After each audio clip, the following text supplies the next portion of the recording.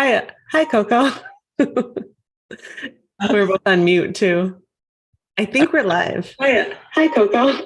We're both on mute too. So I can hear. I think we're live. Hi, Coco. Sorry, I have so many links up right now. This is hilarious because this is totally how it goes with like your first, linking Zoom into live stream. And this That is is so raw. funny. Your channel's raw, real. This is Also, literally not me aging myself. We're both like, huh? Like, what is happening? Am I live right now? Hi, friends. Oh my gosh, it has been so long since I've been on my channel. I'm back. I am at home. Welcome back to Unapologetically Coco. And I am so excited to talk about this topic today, especially with someone that has been there for me during this time. We're going to talk about the rock bottom, what it looks like, what it feels like, and how you can get through it all. But before we start, Amanda, would you like to just give a little insight, a little introduction to who you are? I would love to. Thank you so much for having me. I love talking to you and I love our conversations. And so I just, it seems to be like, okay, just recording this just feels so natural because we talk about this stuff all the time. All the time. All the time. I love anything related to brain, body, to nervous system, to how to live through the body, through an embodied experience in life. And I specialize in working with kind of the high achieving, high performing demographic and helping them to slow down and inhabit their life a little bit more deeply. I also love helping people bring their visions to life. I love talking about feminine energy. And I have a YouTube channel called Science and Magic and a podcast where we talk about, how to work more deliciously. And we use concepts of science, magic, everything in between. So. And you guys need to check her stuff out. It is so informative. It's so powerful and magical. I'll edit it into the bio so you guys can follow all her socials, but I swear you will learn something new every single time you just enter Science and Magic. So I'm super excited for everyone to subscribe, hit that follow. Thank you, Albert.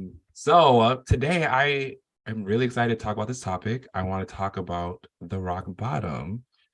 For me, this has been such a prevalent, real moment in my life of how everything started to shift for me.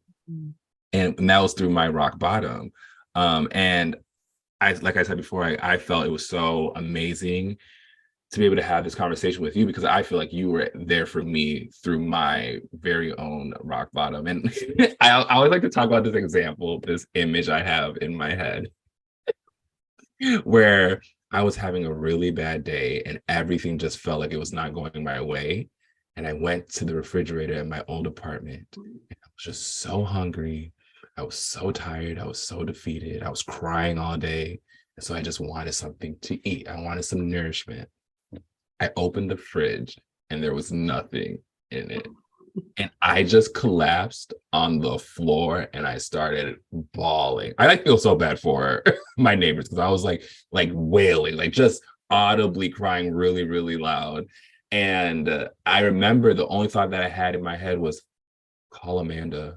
And so I sent you a voice memo of me crying. And I was like, and that was like the image of my rock bottom of like, oh my gosh, my life has completely flipped. And I mean, I actually really do like the word that you said deconstruction. Because I feel like there's a negative connotation when it comes to rock bottom. Yeah.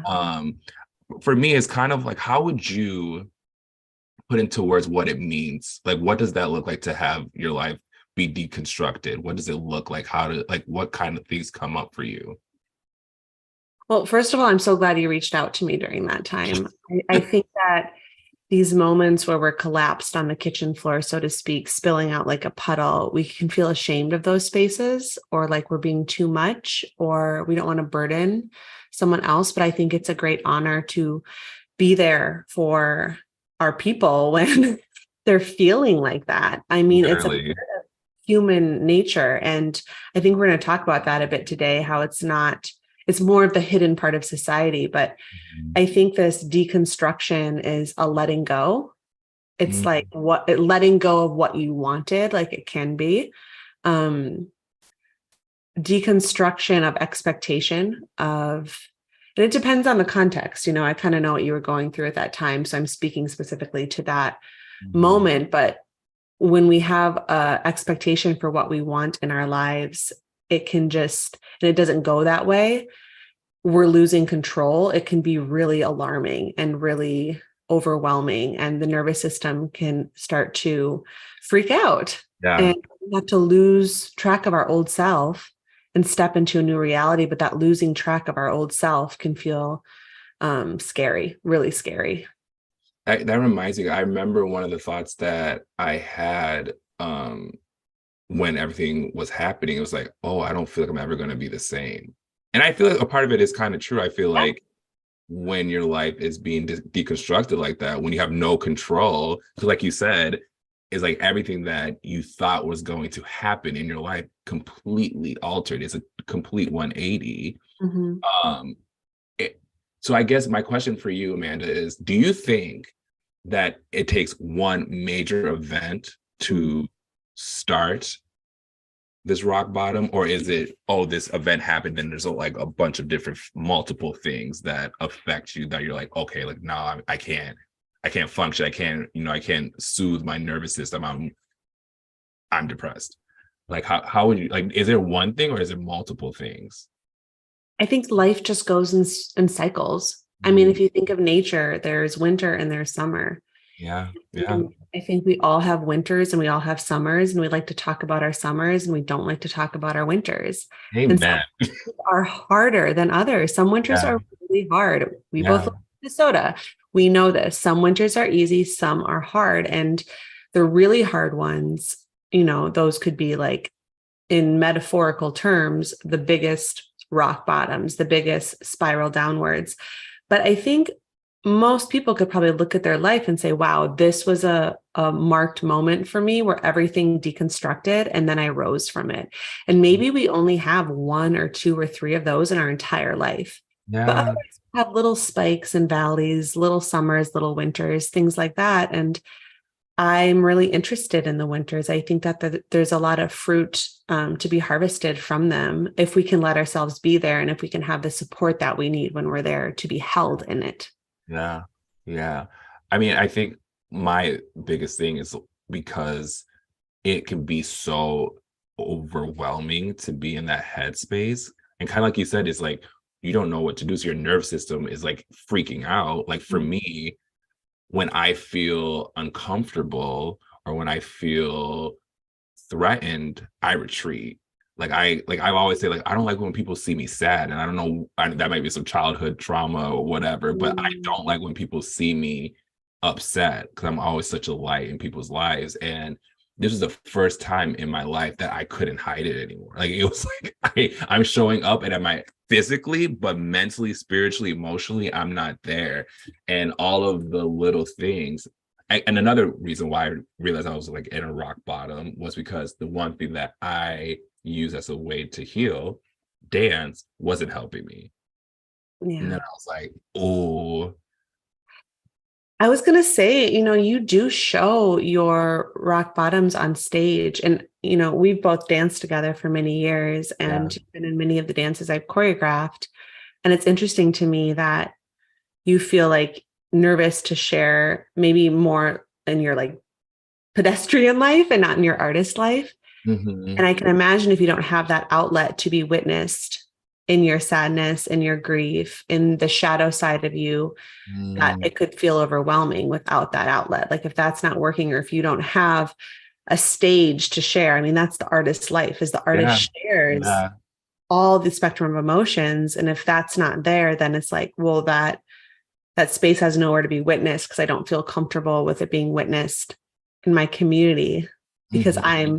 I'm the light, I'm the giver, I'm not the one that needs to receive support. I'm too much. Yeah. Oh, see, and I think that is like the big thing. It was like during the heart of the pandemic. So like all like as an artist, I feel like we were all affected by it. And so yeah, like that was my scapegoat was like dancing with you and our community and being on Yeah. stage and really tackling issues that we didn't have to go to therapy about. Like we could do it with each other and be so vulnerable and so real. And I didn't have that. And I dance better than I could speak, and I can, write. And I've always said that that's always been my form of diary. And I think not having that was really hard for me, not being able to move it out of my body, move it out of my nervous system. So I guess for me, I want to know, because I know that you had your moments of a lot of changes. How did you find the motivation to get up and to keep moving, to find resources or to find, the drive? Like, how did you get yourself up every single morning, or probably not every single morning, but, how did you, want to fight to get on the up and up? I feel like you just don't have a choice. I mean, in some of my rock bottoms, I've reached out for support, first of all, from people who I know. So, picking up the phone and calling someone who you trust. Yeah. And then letting them hold you and just be there. Because in the rock bottom that I'm thinking of in my life, it was like, I just had nothing. It was like everything deconstructed in a matter of moments. And I had to have a dear friend just pick me up. And I stayed with her for a weekend, and I had nothing to give. I didn't know what was going to happen, but I just took it moment by moment and let myself be supported. I had friends cooking for me, making me snacks. I mean, I lost 15 pounds in like 2 weeks, and I have a pretty small frame. So that's all, it was a lot. And I felt like I was wasting away, but I also, in that moment, I have enough knowledge about like the spiritual processes of things like this in my nervous system to have a separation from it, to where I knew it wasn't truth or reality, that it was temporary. So I let myself be there. I let myself be a mess on the floor and not know what was going to come. And it was the biggest state of surrender I had ever been in my life. And the biggest fruits came from that, from just not knowing and from letting myself fall apart. And I thank God for the community that I have. That hold me in it. And that's what kept me going. Truly. I didn't think a lot about future stuff. I just let myself be in the moment and receive the snacks I was being made, the water I was being given. And I danced. I went out dancing. That really helped me to move energy. I love to Latin dance. And so I would just go out and get out of my head and just move my body. That was really helpful.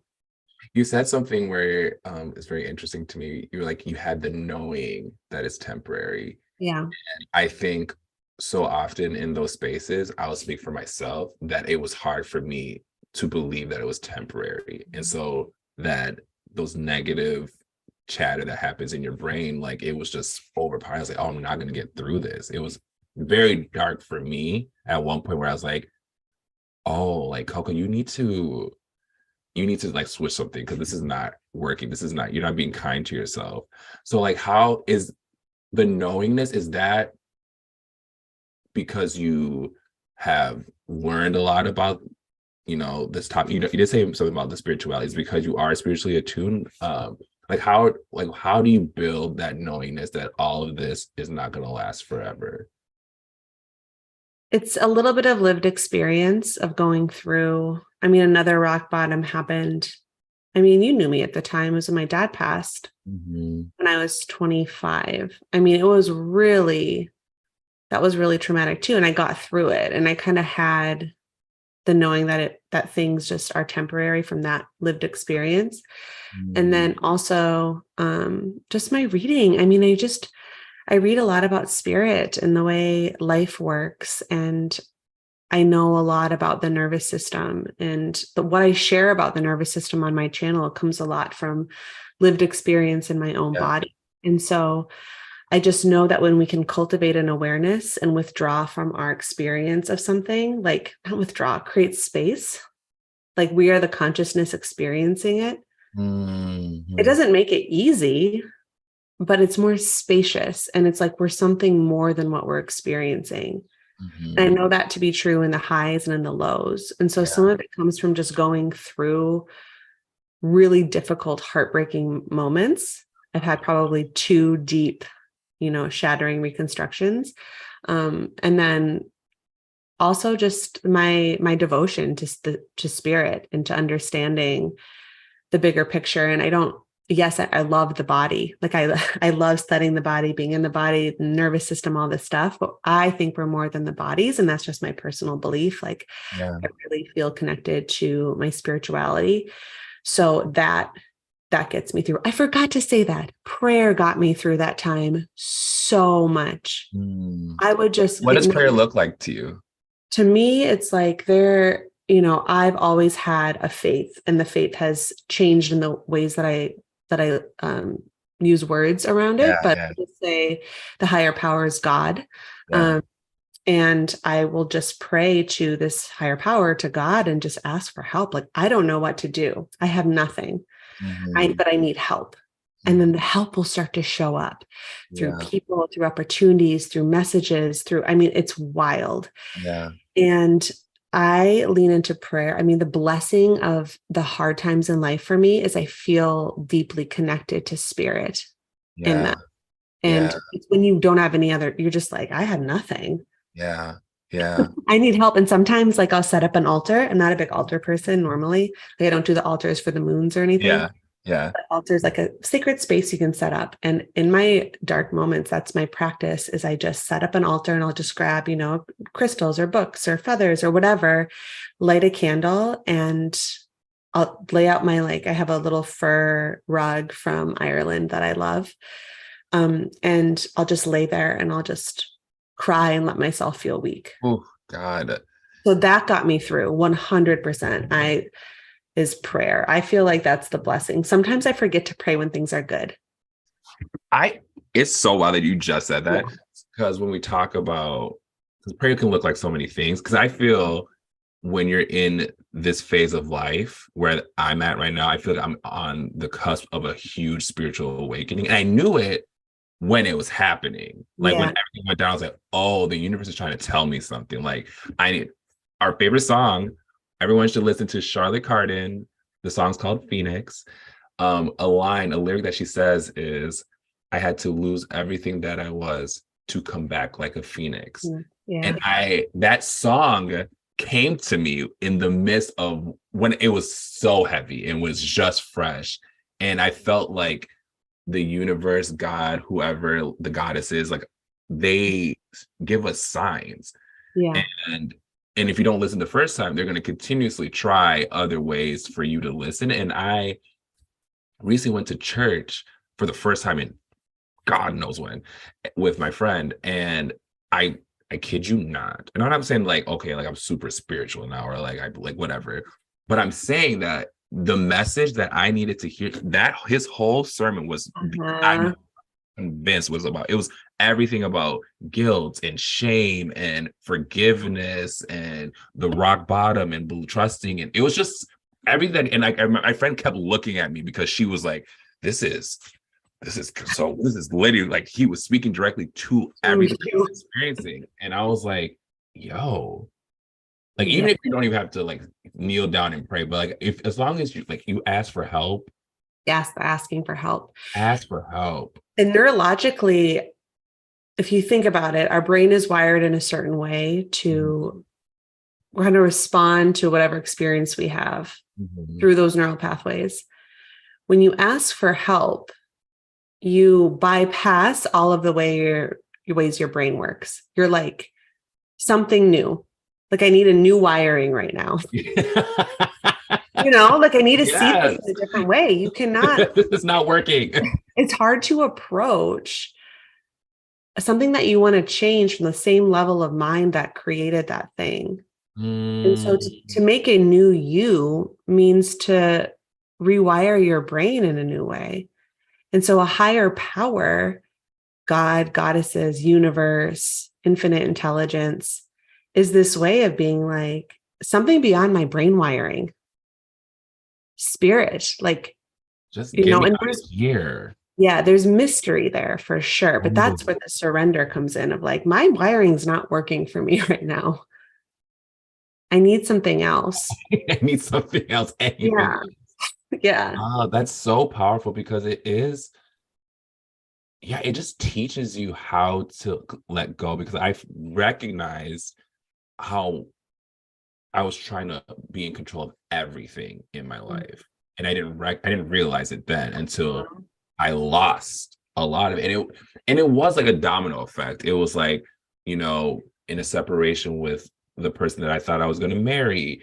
It was, you know, my friendships were strained and like there was things that I haven't dealt with since I was a kid or like college, all these things were coming up. And I felt I was like, I remember thinking, like, why are you against me? Like, what did I do? You know, like, why are you against me? And it's like, oh no, like you are literally trying to shape me to get all the things that I want. You know what Yeah. I mean? This sounds Yes. so woo right now, but like that's I guess personally for me, like I think like the rock bottom to a weird extent is like a blessing in Oh, disguise. yeah. And that's hard to say to someone who's in it. They're like, "So Yeah. you It's know, like that. So, hey girl, don't worry. It's a blessing. Until the end of the story. Like, could you imagine? no. Okay. But there is something to be said of this too shall pass.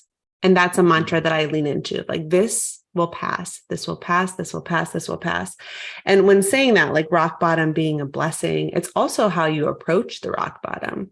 Mm, Because if you stay there psychologically and you dwell there and you don't let yourself, I love how you said you were being shaped.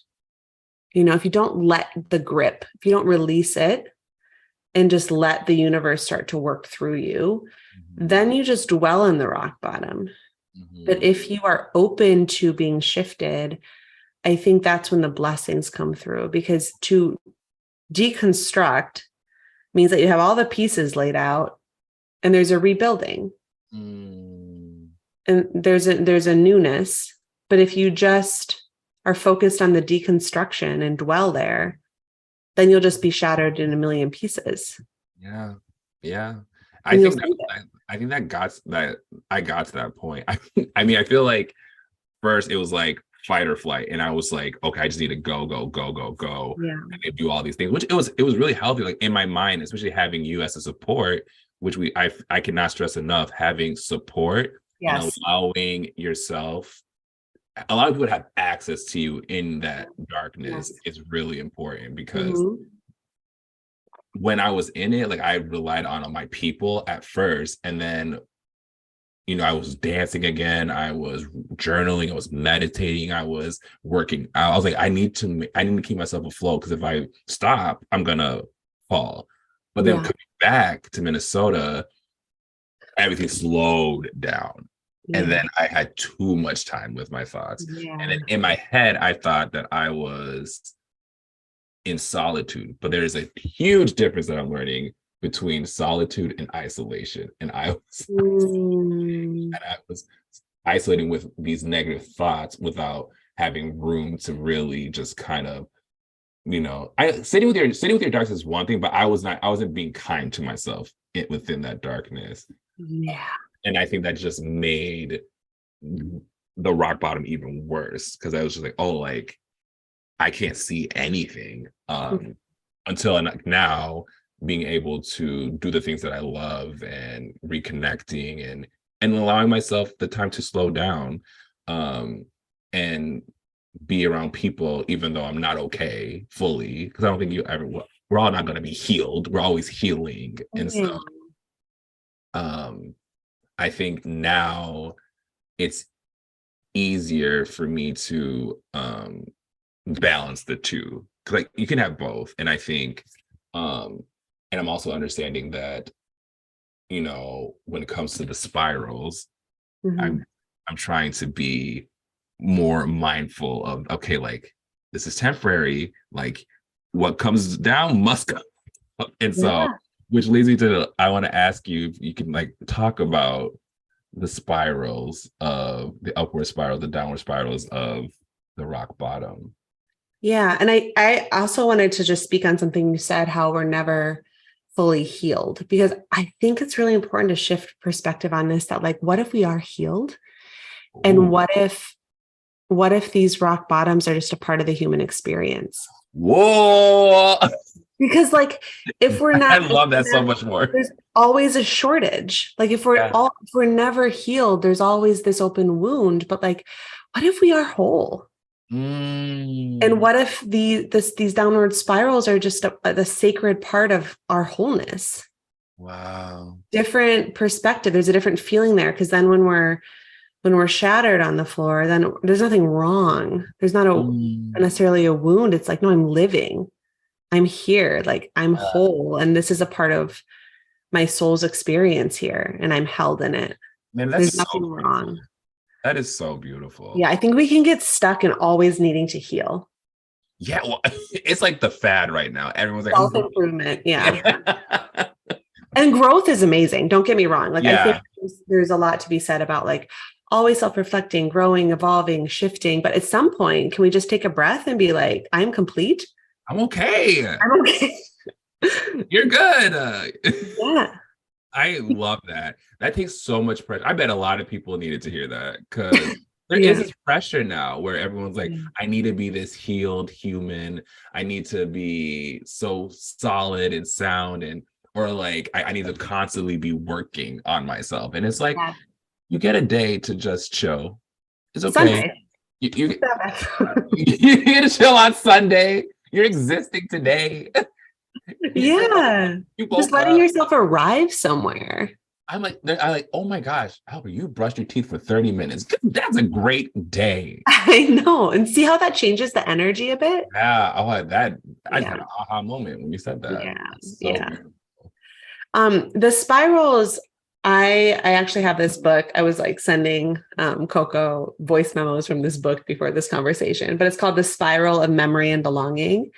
And it's by Frank McGowan. And he works a lot with my lineage comes from Ireland. And so he works with like Celtic tradition, but he talks a lot about soul initiation in this book, and how from this perspective of spirit or soul, that he takes three different spirals. And the three spirals is a sacred symbol in the Irish tradition.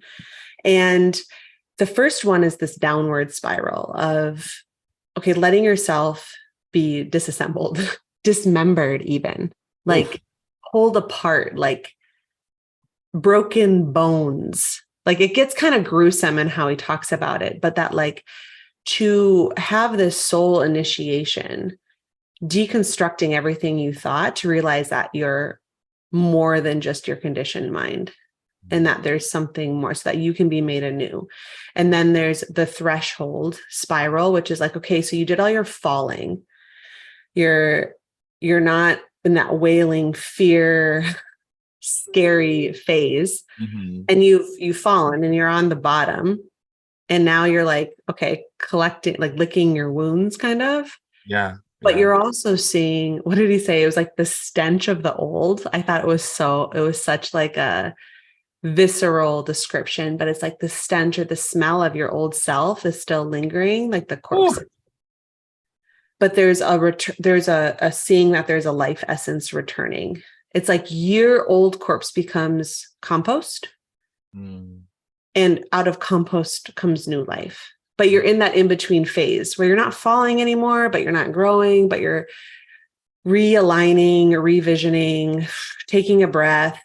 And it almost sounds like in some ways you're there now on this threshold of like, you're done falling, and it's like, okay, realigning, revision. You see the hope, you still smell the old. Oh yeah. Oh God.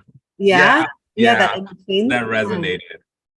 And then from that place, then you gather and you bring something into the world. And so that could be your new you. That could be a project. That could be a vocation. That could be a relationship that blossoms. Like, and then you create new, and then it goes again, you down.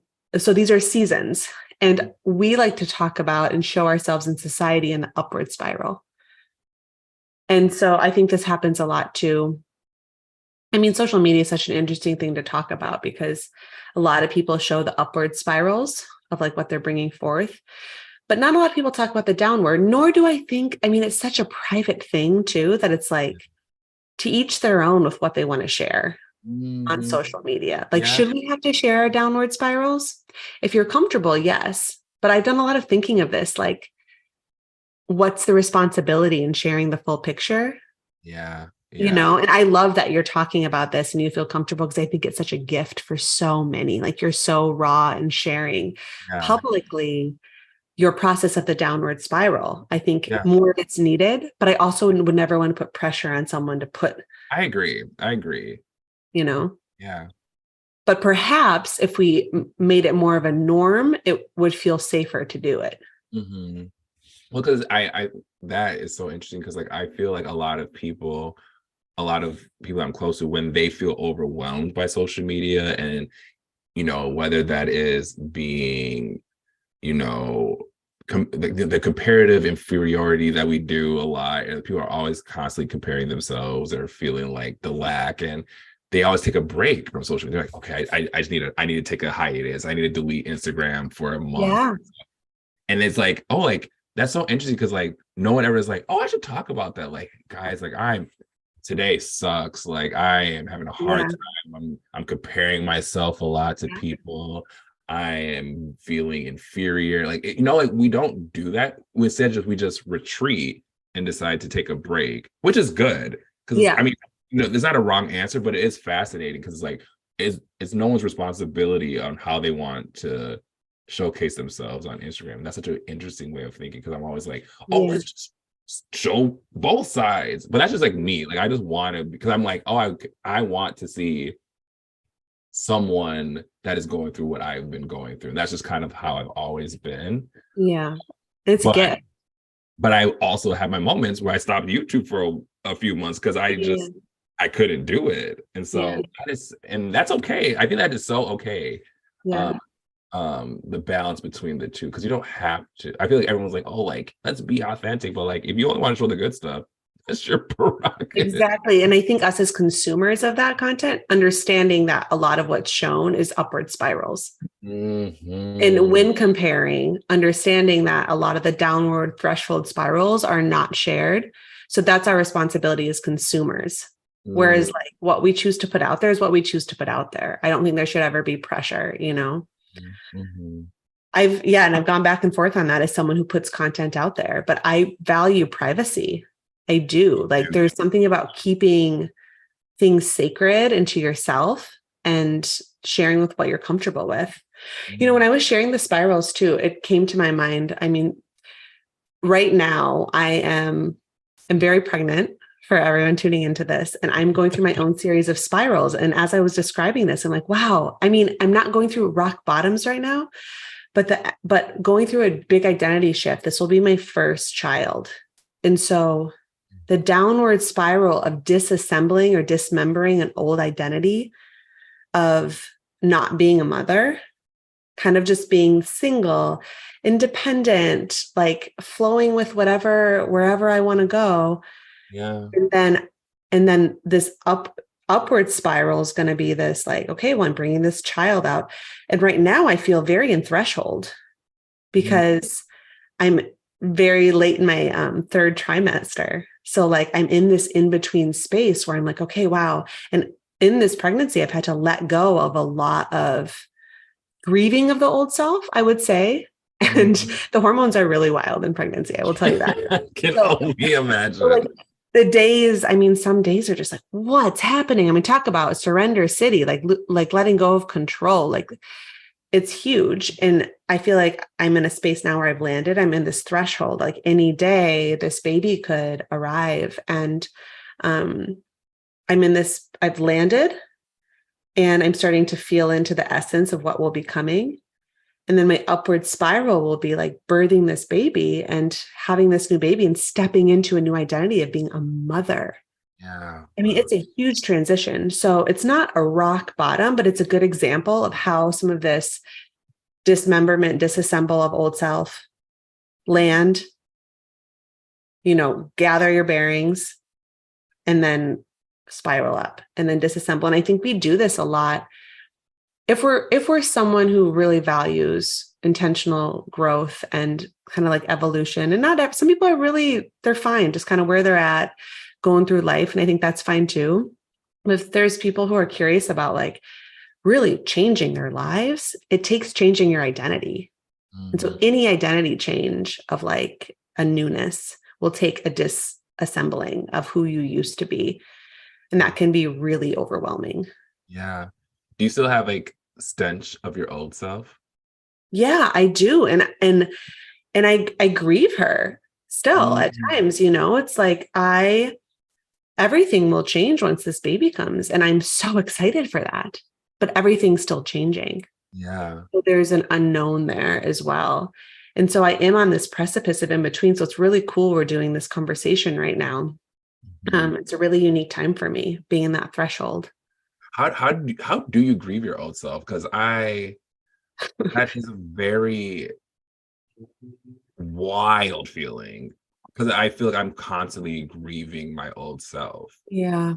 And I think that is, in any huge shift, it's kind of like, oh, like, I see that person. I like who I'm becoming, obviously, kind of what you're saying. Like, I like this new role. I like this new identity. Like, like I love who I'm shifting, but I was like, wow, I feel for that other person. Like, I feel for you. I miss you a little bit. How do you grieve like your old self? Like, how do I grieve my old self? I cry. we're good criers over here. We are good criers over here. So I just let myself cry. And the letting go process involves a softening of the body. And so when you think of surrender, and I'm thinking of terms of like through the body, it's like releasing tension in my jaw, it's softening my shoulders. It's letting myself melt into the bed or onto the floor and letting myself cry and be soft as I cry. And it's a very body experience for me. So if I let the emotion run through me, then it runs through me. And if I feel in my body as the emotion runs through me, then it passes. But if I get stuck in my head, it just loops. Yeah. So I just let myself feel whatever I'm feeling and then soften my body to it. And it seems to shift a little bit. There's like a shedding of a layer when I do that. Yeah, that's so beautiful. Because I feel like, once you like try to gain control of it again, you're like, that loop will hold you back so much. Yeah. Yeah. They're trying to hang on to like our old selves. I mean, it's that old self is going to want to cling because it's dying. And it's scared. It's like, don't forget me. Yeah. And there's like, rest now. Yeah. So you can honor it and love it, and it can still be a part of you and a flavor of who you were. But yeah, I mean, think of how many iterations we have of ourselves. I think of myself like in college. I feel my essence has always been the same, but I've changed a lot. Yeah. We change a lot. So it's like letting go of these old ways to interact, these old experiences, and stepping into newness can be really refreshing and scary. And yeah, it's so fascinating you say that. I just had this thought where like my family, a lot of them still, I see, like, obviously I'm a 32-year-old human, but I still think they see like my 13, 12, 10-year-old self. And my mom was like, why are you so extroverted? Like, you talk a lot. Like you're so bubbly. Like, because I was very shy as a kid. Like, I was very quiet and very introverted. And like, it took a long time for me to warm up to people. And then once I did that, you kind of see my side. But like now I'm like very out there. And she gets so shocked. Or the fact that I dance. Like, she's very like, but she, in her eyes, she still sees that old version of me. And I didn't even think about when that shifted, or even did I grieve that part of me? I don't even know. It's so fascinating how many iterations we've had in this lifetime. So wild.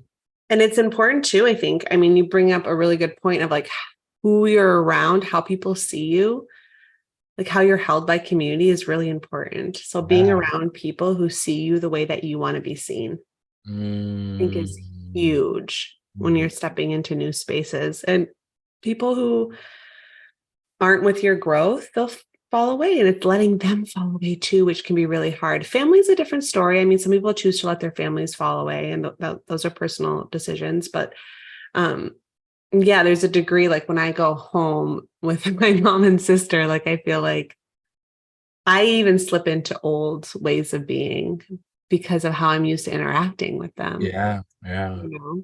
Hmm. It's so powerful because I feel like you and I went through our deconstruction at the same Oh, we time. did. Very Yeah. like it was very odd, but also beautiful and comforting that I had someone there that Yes. understood fully what was going on.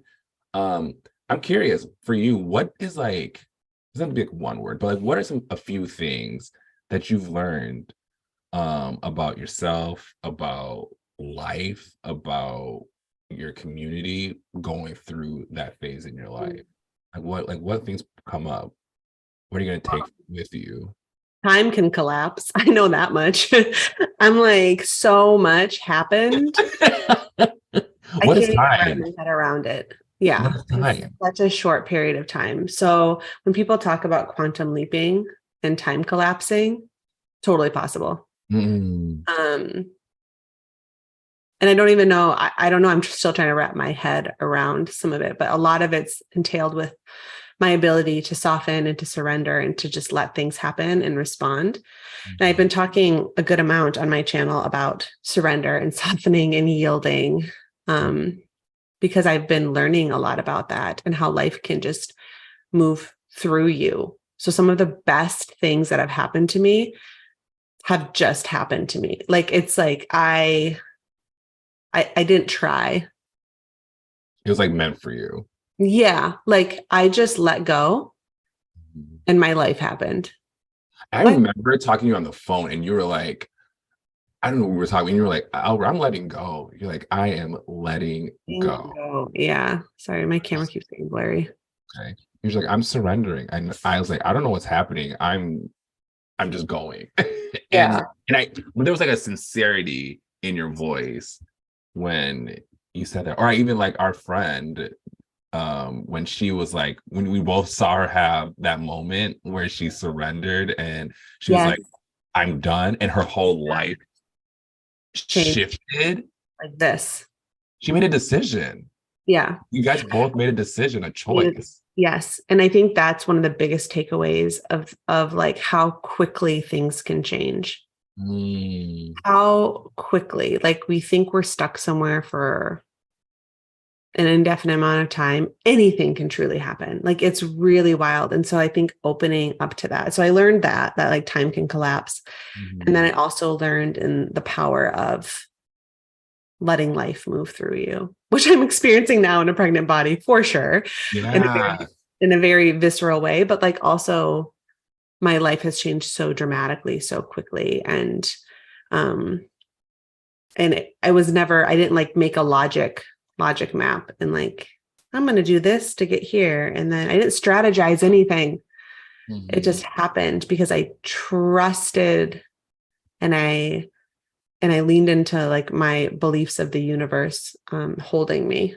What So did those what did you learn about yourself? what did I learn about myself? Yeah. That I'm just a fluid, changing person. Like I don't really feel like I have a strong sense of like, this isn't Amanda. She does this, this, and this. Like I have a really strong connection to my spirit. Mm, Um, but I know that my personality, it can change, you know, yeah. and that may sound like ungrounding to some people, like, oh God, like You sound really comforted about it though. I'm comforted by it. Yeah, Yeah. like yeah, it feels freeing that I'm Mm. not bound to but I feel very fluid, if that makes sense. No, it makes, I would use that word for you for sure. Yeah. Yeah. Just So flow. And it definitely gave me a lot of hope when I was going through my own healing or my deconstruction. And so yeah, mhm. that fluidity is just, it just it just helps. It just helps. Oh yeah. Just let it go and just flow and allow it to flow through you. Yeah. So beautiful. Allowing change to happen. Mm-hmm. Like Mm-hmm. I am safe. Like I think that's a really big affirmation people can use if things are changing really fast, or if they feel really triggered. Mm-hmm. And sometimes you're not safe. I know that, but like most of the time, our physical bodies are safe. Mm-hmm. And so working with that affirmation, and like a lot of times we don't feel safe in our heads. Mm-hmm. So opening the eyes and being like, I have a roof over my head, and like I have heat in this building. I'm cuddled And up. I'm warm. yeah. And like, this is so interesting. Probably why one of the reasons why you broke down about the food, because you were probably in survival mode and you wanted to eat. And so the food was a very visceral, like, I can't eat right now. Yeah. So yeah, I have food in my refrigerator. Like, but you probably just broke you. So Yeah. I'm working with like, I'm safe though. There's not like a bear around me ready to pounce. And then doing whatever you need to do to feel even safer. So that could be putting a blanket over you. That could be hitting child's pose on the ground and just like breathing deeply into the belly. That could be calling somebody. But that's I'm safe. It's safe to change. Mm. I'm safe right now. I'm safe. I'm safe. I'm safe. It's okay. I think that's a big. I think it's so powerful. Yeah, it's really big. And it's getting out of your head, because our heads, they make us not feel safe. But physically, most of the time, our physical selves are safe. Yeah. Yeah. I think that is so key, to remind yourself that you are safe. I feel that will alleviate a lot of the struggle, the pain that you're going to feel in those moments. And as long as you can ground yourself in that, that's all you need. Yeah. And you can go through it. I feel like for me, I'm learning so much compassion. I have so much compassion for people now. Oh, I know. Just like don't know what people are going through, and like we don't, obviously we can get so caught up in our own stuff that we forget that there's so many other humans living this crazy human experience where time is flying by. Like I'm just like, what is happening? Like, what is happening? And I want to slow down and like, and just like, really milk all the little moments in my life. If I'm deciding to stay home and read a book, I'm gonna milk that. I'm gonna enjoy it. Yes. You know what I mean? I'm gonna just be like, I'm not gonna beat myself up because I don't want to do anything, or if I like turn down that invitation to that one thing, or I eat that one food. Like I just want to like enjoy, because I was so down, and I'm realizing that just living, being present, being compassionate towards people, because that's all you really need. Like that's all you can do. Like there's no reason to be mean to people. There's no reason to take things personally. Like I've been reading the 4 agreements like once a month now, because it's like I just need those reminders of like being mindful of what I'm saying to myself and to others, being aware of like how I'm taking things so personally, taking this to heart. Like it's just like I'm realizing now that what I went through and all the things that I'm still working through is such a blessing in disguise, because I'm becoming a fuller version of myself. Beautiful. And like I'm in that threshold right now where it is kind of grieving my old self and kind of cleaning up some of those, those loose ends. But like I'm just so excited for what's to come right now. I just is major. I just know it is. Yeah, I feel that for you too. I love that you built compassion. I think that's important. We never know what people are going through. I had someone was like tailing me driving, like when someone's real angsty on the road, yeah, like, whip over to the other lane, and then they like speed up to the red light, and then you're like sitting next to them at the red light. It's like, but no, I was like, wow, that person must be having like a really agitated day. Yeah. Like of course it's like a little like road rage makes me nervous, but mostly I was just feeling like, and I believe we should be as kind to people as we can, but also that part about not taking things personally. That's that, like, that compassion part of just like, why would I take that on? And just like, oh, I mostly just felt like, wow, they must be having like why are they in such a rush? Right. Like, okay, I'm just gonna put on some good music. I hope you get there safely. Like, Yeah. And I remember my mom always told me a story. She used to work at a gas station in her young 20s. And she said that someone came in and was really, really rude to her. And she was behind the counter and then walked away and left, like really rude. And then this person's friend came up and said, I'm so sorry. They just figured out that their parent passed away. And my mom said that left a mark on her because, she just didn't, if she would have taken that personally. Now, should we be rude to people when we're going through hard times? No, that's not what I'm saying. But also giving ourselves and others grace that often it's not about us. Most of the time it's not about us. Most of the time. Yeah. Sometimes it is. Sometimes. Most of the time it's not. So I just love that this has brought compassion of just like, that's the beauty too. That's a blessing of when we go through our rock bottoms, or we go through feeling angry ourselves, or we go through feeling the depths of despair ourselves, that when someone else is there, that we have empathy. Yeah. It brings empathy. Yeah, it really does. And I feel like you and I've always kind of been empaths, but I feel like it has strengthened a lot now, more so than before. And I also am learning that in these moments of rock bottom or deconstruction, like, I feel there's a lesson that I needed to learn. I feel there's a lesson that is, trying to manifest. And the universe is just like, okay, here's how I want you to go about learning this thing in this human experience. And I didn't get that then, but like, I'm understanding like what I needed to gain from the different factors that have collapsed in my life.